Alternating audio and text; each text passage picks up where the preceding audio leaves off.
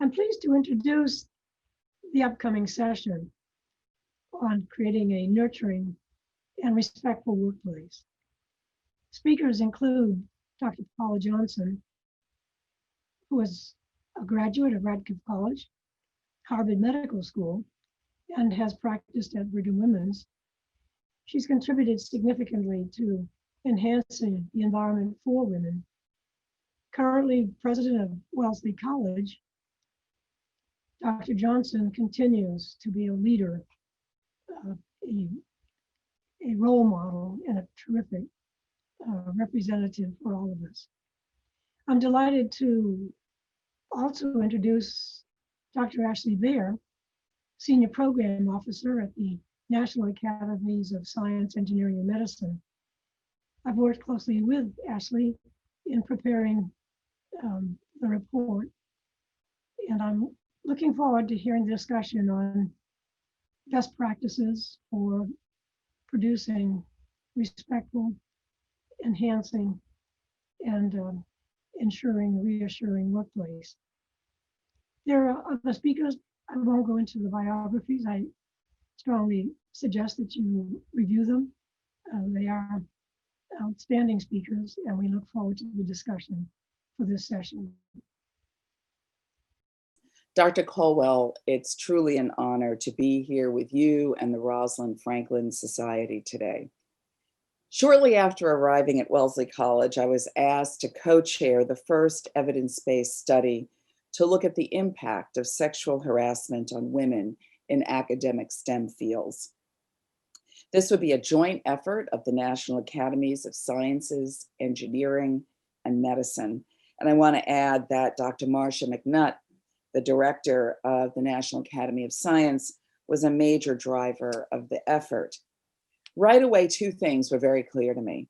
First, this would be a tremendously important project and could lead to much needed change in academic STEM. Second, there was absolutely no way that I could do it. After all, I was starting a new chapter in my career. After 30 years in academic medicine and some 15 years at the Connor Center for Women's Health, the organization that I had founded in 2002, I was in some ways starting over. There are only so many hours in a day, and I knew it would take everything I had to become the best college president that I could be. Yet in the end, I said yes, and my reasons for this have much to do with why we're here today. This virtual meeting bears the title Labs, Leaders, Critical Connections. My change of heart can be directly traced to all three of these. First and foremost, it stemmed from a critical personal connection. The invitation came from my mentor, inspiration, and dear friend, Dr. Vivian Penn, and I believe she currently sits on the Rosalind Franklin Society's advisory board. Many of you know Dr. Penn well, if not personally, then certainly by reputation. In many ways, Vivian is the history of women's medicine. She's the inaugural full-time director of the Office for Research on Women's Health at the National Institutes of Health, an office that was established by Congress to ensure the inclusion of women, including minority women, in NIH-funded clinical trials. She held this post for more than 20 years, changing countless lives and transforming women's health research, medicine, and women's health. She's also been an important mentor to countless women physicians and scientists, including me. I first met Vivian when I was at Harvard Medical School, and she was on the faculty and served as a dean at Tufts Medical School. It was particularly powerful for me to see a Black woman of such stature in a leadership role, both a guide and a role model for those of us coming behind her. Years later, she'd write letters for my promotion to associate professor and then professor. Later still, she would honor me with an invitation to be on her advisory board at a time when she was developing a roadmap for the future of women's health research at the NIH and therefore for the country. All of this went through my mind as I weighed this opportunity. I knew that if Vivian thought that this project was worthwhile, then it certainly was. Her opinion mattered. And of course, It didn't hurt that she was a Wellesley alumna. So I began to interrogate my initial resistance. Might this project, in fact, enhance my work at Wellesley? Might it be part and parcel of the same overarching mission? My favorite definition of leadership comes from a piece I read some years back in the Harvard Business Review. And I quote, "Leadership is about making others better as a result of your presence and making sure that impact lasts in your absence." In my experience, this starts by getting very clear about what matters most and being open and flexible on pretty much everything else. For me, that core commitment is improving women's health. This has been the through line of my career. When I left the Connor Center for Women's Health, the organization that I founded and to which I dedicated more than 15 years, some were quite surprised. They saw my move to Wellesley College as an abrupt shift, but not for me. The move to women's education could not have been more natural. Throughout my career, I've been spurred on by a number of powerful questions. Yet ultimately, all were facets of a single inquiry. How do we create the conditions for women to flourish and to reach their full potential, both in service to them and in service to the world? One thing I knew was this: if the next generation of women are to flourish and reach their full potential, we will need far more women in STEM fields. We will need far more women in medicine and scientific research. In the course of my career, I'd learned this lesson well. Back when I began my medical career, women were rarely included in clinical trials, and in most of medical research for that matter. Investigators operated on the assumption that what was true for men would hold true for women in most conditions. That male biology was typical, and well, women's was, well, not. There was just one problem with the approach. It was 100% wrong, totally at odds with science. We now know that women and men are different down to the cellular and molecular levels. It's not just our sex organs, but our brains, our hearts, lungs, and joints that are different. Simply put, to quote a 2001 report from the Institute of Medicine, every cell has a sex. The implications are enormous, all-encompassing. We now know that the same disease often looks quite different in a man than it does in a woman. We know that the circumstances of women's lives impact their health in unique ways, even changing their genetics. When we fail to take such realities into account, we leave women's health to chance. This is dangerous, unfair, and all too often deadly. So how did this come about? How could we ignore over 50% of the population?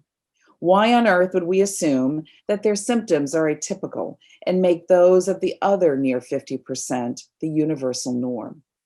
It's a simple and obvious question, right? And yet, for the most part, it went unasked until the 1990s.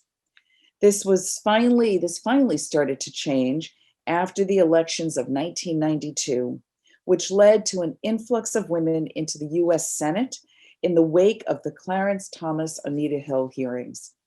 This was known as the Year of the Woman and was in many ways a time not like our own, with women waking up to injustices and demanding action. A turning point came the following year when Congress passed a historic measure mandating the inclusion of women and minorities in phase 3 clinical trials conducted by the NIH. This legislation was championed by a cadre of women in Congress, joined by the cadre of newly elected women. Slowly, the medical research community began to change. In retrospect, it can seem absurd that it took so long to get here, but we miss something important if we don't understand why this was. US Representative Patricia Schroeder, a key player in these efforts, put it like this: I've had a theory that you fund what you fear. When you have a male-dominated group of researchers, they're more worried about prostate cancer than breast cancer.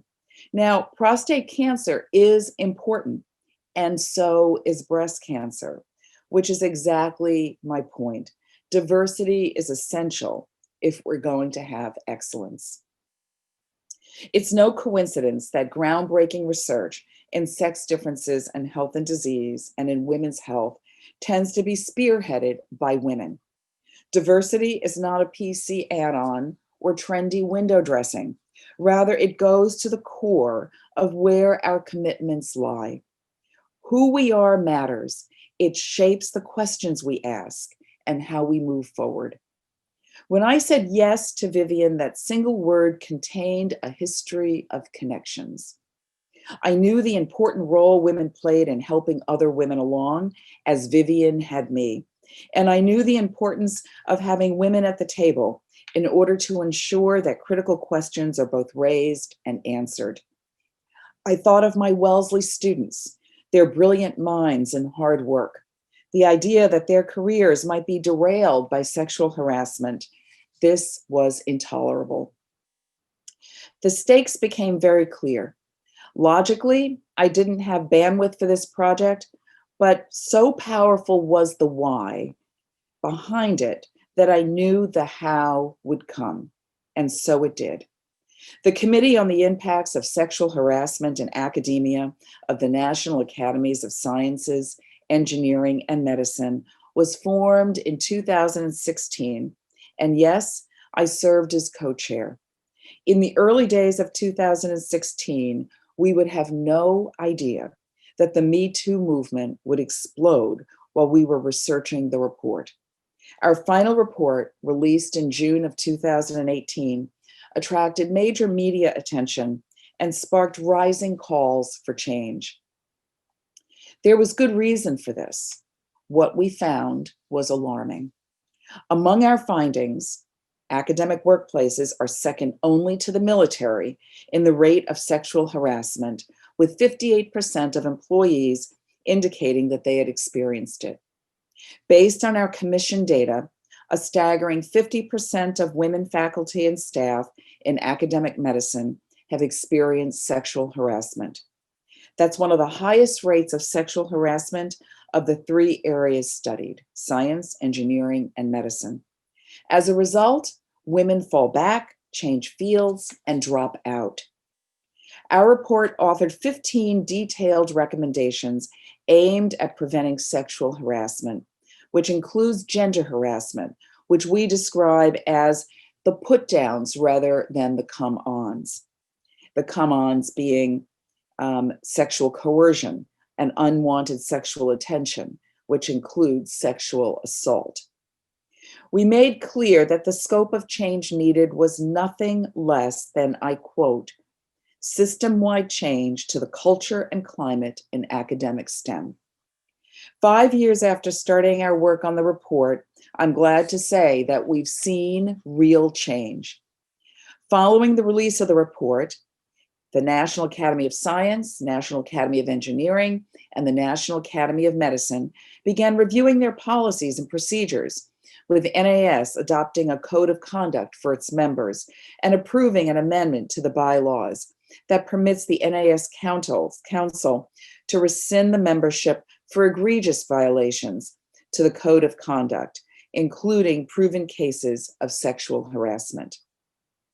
The other academies followed suit. The National Science Foundation and the National Institutes of Health have truly led by example on this. The NSF, the NIH, and NASA are requiring reporting to the agencies regarding any PI or co-PI being put on leave regarding sexual harassment investigation, or if they're found to have committed sexual harassment or assault. If they take action, they do this with attention to trying to ensure that trainees of the PI or the co-PI are able to continue their research. But for all of our real progress, we still have far to go. So many barriers still conspire to hold women back. We see this in the leaky pipelines and the ongoing paucity of women in critical roles. Consider these data points from the Association of American Medical Colleges 2018-19 report on the state of women in academic medicine. While women account for 48% of medical school graduates, they make up only 25% of full professors 18% of department chairs, and 18% of deans. All in all, women account for 41% of full-time faculty, which is up from 36% in 2009. But I want to point out, of this 41%, only 13% are women from underrepresented racial or ethnic groups, and that's only increased 1 percentage point in the past decade. Such numbers are of special concern at this historic moment. The pandemic has both magnified and accelerated gender inequities. Women and women of color in particular are on the front lines of this crisis in disproportionate numbers, while homeschooling and childcare have placed huge burdens on the nation's working mothers. This is especially true for the most vulnerable. As the New York Times put it, there are hard choices for rich women, impossible ones for poor. So as we look to the future, it'll be incumbent on us to make our voices heard in the political arena, to make those critical connections with law and policymakers. And for all the hardships of this moment, I really see reason for optimism. The incoming administration is showing commitment to data-based decision-making, to finding common ground, and expanding who is at the table.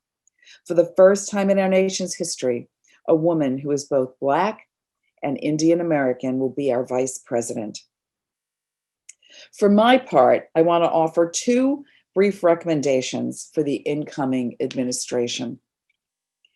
I recall that the strategic plan on women's health research for 2020 that Dr. Vivian Pinn led in 2010, and then the Trans NIH plan from 2019 to 2023 that Dr. Janine Clayton led. I recall these 2 plans, and I think that we finally need to put resources, especially towards the translation and dissemination of evidence-based interventions and clinical practices focused on women's health, so that we can fulfill the promise on women's health started 30 years ago. In other words, boldly renew our commitment to women's health research by doubling the resources dedicated to it, and provide incentives to collaborate across institutions to more holistically understand and treat women's health, including mental health.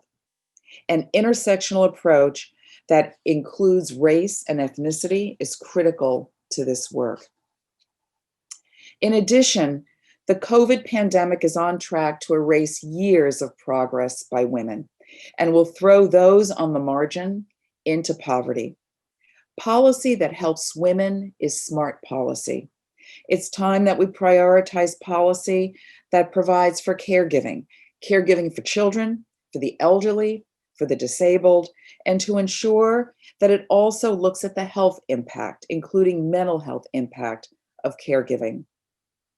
So I end with a thank you to the paths that Doctors Rita Caldwell and Vivian Pinn have blazed.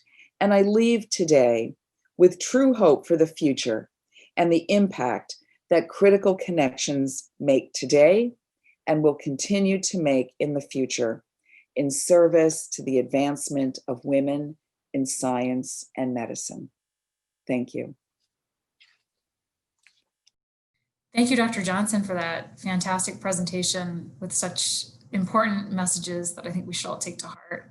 I'm looking forward to now building on those key messages with my presentation, which will also emphasize the important role of leaders in promoting diverse, inclusive, and respectful environments in science, engineering, and medicine.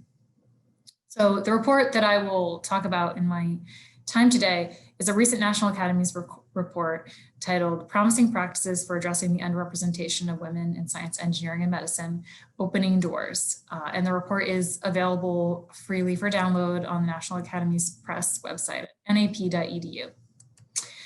The report covers a lot of different topics. It's very rich in data and information.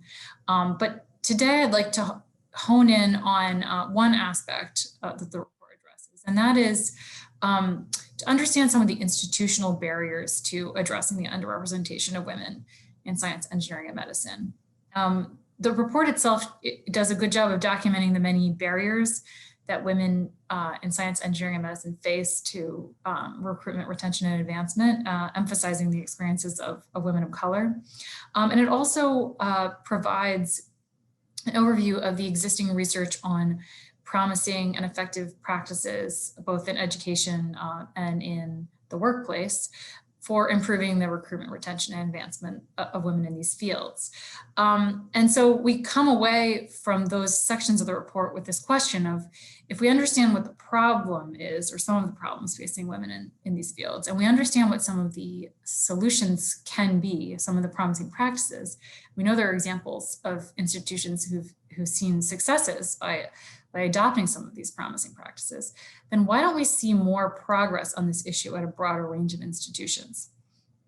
And so what we provide in the report is an overview of the research from organizational change literature, augmented with some takeaways from focus groups we carried out for the report that point to a common set of conditions that can support successful institutional adoption of the promising practices we outlined for improving the recruitment, retention, and advancement of women in science, engineering, and medicine. And these common conditions include committed leadership at all levels, dedicated financial and human resources, so actually putting the money and the person power behind these efforts. Accountability and data collection are really key. And then finally, the adoption of an intersectional approach. Because one of the key messages from this report is that while we have pretty good research on some strategies and practices that have and can benefit white women in science, engineering, and medicine, there's still a lot we need to learn about the experiences of women of color and women of other marginalized identities, multiple marginalized identities, and the ways in which institutions can best support them. So I thought I would share some of the quotes from the focus groups as we walk through these four common conditions that can promote the successful adoption of promising practices. So the first, of course, is committed leadership at all levels. You heard some of this in Dr. Johnson's presentation, so important. So let me take a moment and read this quote to you from one of the focus group participants. This participant told us, I think a lot of times people know what the best practices are and would personally be supportive of them, but they feel they're going to incur too much backlash. If they're not secure in their base of power, they feel like rocking the boat too much isn't something they want to push for. Why am I going to go out on a limb to do this? There's no real incentive for me to do it, for me personally as the leader. So they're just unwilling to go up against the very strong faculty members who are loud and don't want to make the changes. So we heard from a lot of people, and we saw in the literature we reviewed that leadership is so important, not only in terms of setting an example for the kind of behavior and the kind of culture and climate we want to promote in our organizations and on our campuses, but also in terms of the sort of more practical aspects of how resources are allocated and policies that are put in place. Which brings me to this second key condition for supporting the successful adoption of promising practices to address these inequities and address this underrepresentation. And that is dedicated financial and human resources. So another focus group participant told us when they were reflecting on their experience that we had funds that were put aside for opportunity hires for underrepresented women and underrepresented minority men and women. Over time, they were used for all kinds of things. Whoever the provost was who came in, or whatever the president wanted, the funds got used and they eventually disappeared. So this person's comment, again, harkens back to the important role of leaders. And it also ties in with something else that we report in the study and that we find in the literature, which is that oftentimes efforts towards diversity, equity, and inclusion come as unfunded mandates, and they call upon the underrepresented group in the department, you know, the women of color in the department, the women in the department, the men of color in the department, to take responsibility for for these efforts without resources and without recognition. And in many instances, these underrepresented groups are, already facing an uphill climb because of the well-documented biases and barriers that are going to interfere with their career. And then adding this additional workload, this unfunded workload, really isn't fair and can serve to hold them back in their careers. And we know that this kind of work does take resources. It takes a commitment. So the report recommends that institutions dedicate money and personnel to this important work, and that the people that take it on, their work is recognized and rewarded and valued. So another really important piece of the puzzle here is accountability and data collection. So one focus group participant told us, we're all so data driven. Yes, we're all in the science field. For us, if you could provide data, you could get people interested in solving the problem. I'd love to learn more about how we systematically make sure that we're collecting the data in similar ways. That might be an outcome that will benefit us all. Clearly, that's how we set our organizational priorities. Someone has to show me the data.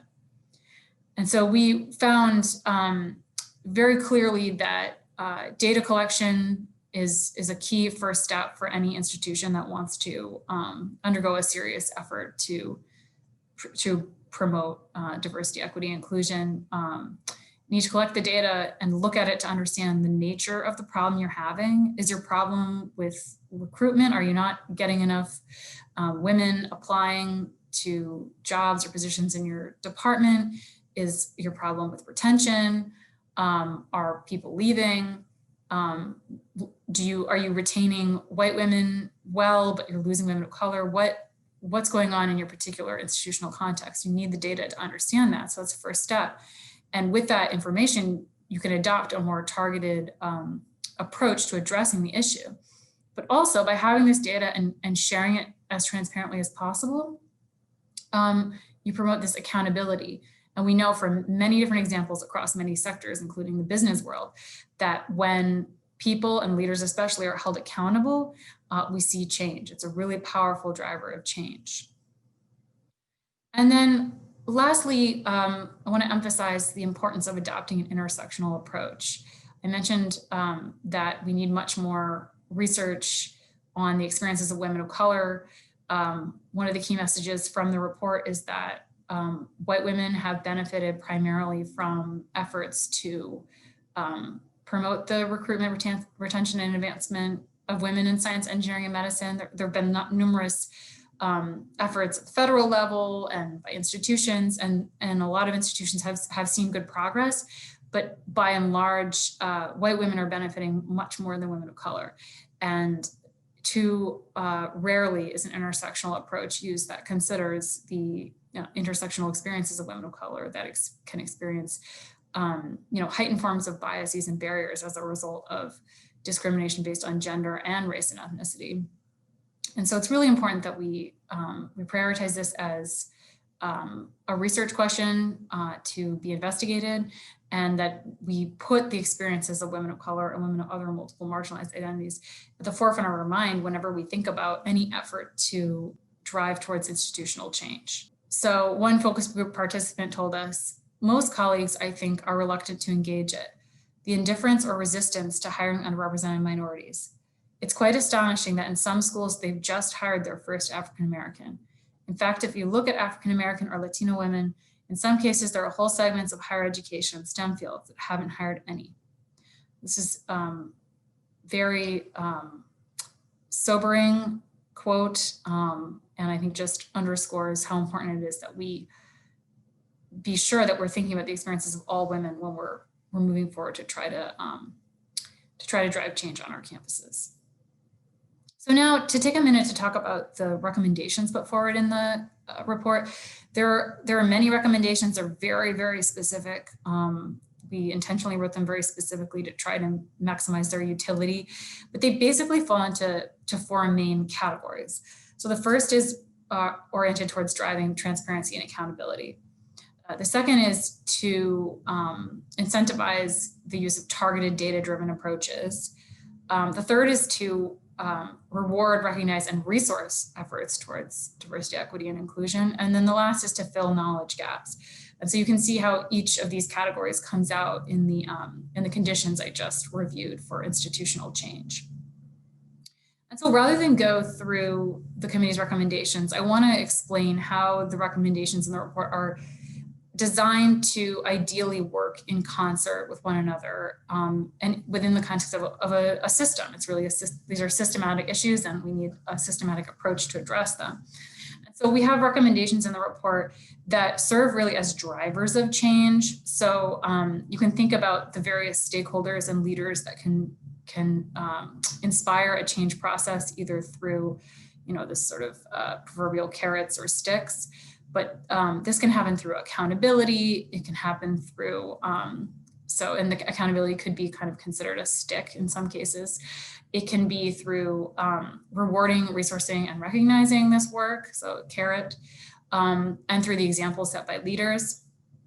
But the idea is that the investments and actions and policies that we see, for example, from federal agencies, from the executive branch of government, from the leaders in our institutions, can be what we need to instigate a change process within the context of a particular institution or a group of institutions. And the change process itself is one in which we recommend that an institution or a department, whatever the right level is, start by diagnosing the particular issues they're experiencing by looking at the data. And when we say data, we mean quantitative data. Yes, it's important to know, what's the demographic breakdown of people that are applying to your program or leaving your program, who's getting promoted. That's important. But oftentimes when we see these patterns of underrepresentation, there's value in following up with qualitative research, especially when we're thinking about the experiences of women of color who are very few in number and oftentimes. And so qualitative research is really important to understand what factors are driving this underrepresentation. Why are people leaving? Why are people being held back? And so this first step of the process, this diagnosis step, should help an institution to think through taking action and maybe even piloting some kinds of efforts that have worked at other similar institutions. So institutions that are similar in size or in mission, taking again into account that institutional context. But so taking some action and then evaluating the impact of that action. And then through this iterative process over time, as the institution is able to identify and coalesce around strategies that are working, to then make sure that those strategies become institutionalized through policy change. Because we also learn that there are many points of vulnerability for this positive change, including transitions in leadership or fluctuations in the budget. When things become encapsulated in a policy change, then they are more resistant to those disruptors. So that's another important key piece. Now, I did note that the conference organizers did want us to give a specific recommendation targeted at the administration. So I wanted to try to be responsive to that. I will say, working for a nonpartisan organization, I'm not in a position where I can make a recommendation that's specific to a given administration, but I can share one of several recommendations in the report that are targeted at the executive branch that I think are administration agnostic, if you will. I think it applies regardless of who's in the White House. And it really gets back to the importance of accountability and transparency. And so this very first recommendation in the report, it's very specific. Again, I mentioned the recommendations are very specific because our hope is that by being specific, they may be most useful, but essentially calls upon federal agencies such as NIH and NSF to work in concert with the Office of Science and Technology Policy as they are doing, but to take on an effort to annually catalog, evaluate, and compare the various efforts by federal agencies to broadly support the recruitment, retention, and advancement of women in science, engineering, medicine, to place an emphasis on those programs that take an intersectional approach and account for the experiences of women of color and women of other intersecting identities, such as women with disabilities and LGBTQIA women, and the qualitative and quantitative impact of these programs. So that's one specific recommendation that we hope our colleagues in the executive branch of the federal government will seriously consider. Now, I just to close want to just mention again that the report is freely available for download. I hope you'll download it. It's a very rich report. There's a lot of information, so much more than I could cover in this brief presentation. So I hope you'll check it out.